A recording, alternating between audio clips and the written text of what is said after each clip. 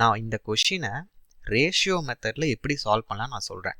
அதுக்கு என்ன பண்ணும், ஃபஸ்ட்டு இந்த கொடுத்துருக்காங்கள பர்சன்டேஜை இதை வந்து ரேஷியோவில் மாற்றிக்கோங்க. 1/6ன்னு எழுதலாம். ஓகே, அதுக்கப்புறம் இந்த கீழே இருக்குல்ல இதுதான் ஃப்ரெண்ட்ஸ் காஸ்ட் ப்ரைஸ் அடக்க விலை. மேலே இருக்குல்ல இந்த ஒன்று, இப்போ கொஷினில் லாபம்னா இது லாபம்னு வச்சுக்கணும், நஷ்டம் லாஸ்னா இது நஷ்டம்னு வச்சுக்கணும்.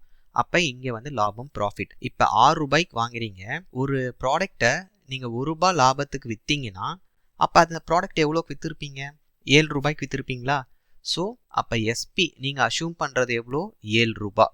பட் கொஷினில் பாருங்கள் 7 ரூபாய் இல்லை 700 ரூபான்னு சொல்கிறாங்க. அப்போ நம்ம 1 ரூபாய் எதுக்கு ஈக்குவல்?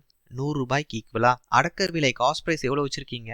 6 ரூபான்னு வச்சுருக்கீங்க. நம்ம 1 ரூபாய் 100 ரூபாய்க்கு ஈக்குவல்னா 6 ரூபாய் எதுக்கு ஈக்குவலாக இருக்கும்? 600 ரூபாய்க்கு ஈக்குவலாக இருக்குமா? அப்போ இந்த கொஷினுக்கு காஸ்ட் ப்ரைஸ் எவ்வளோ? 600 rupees.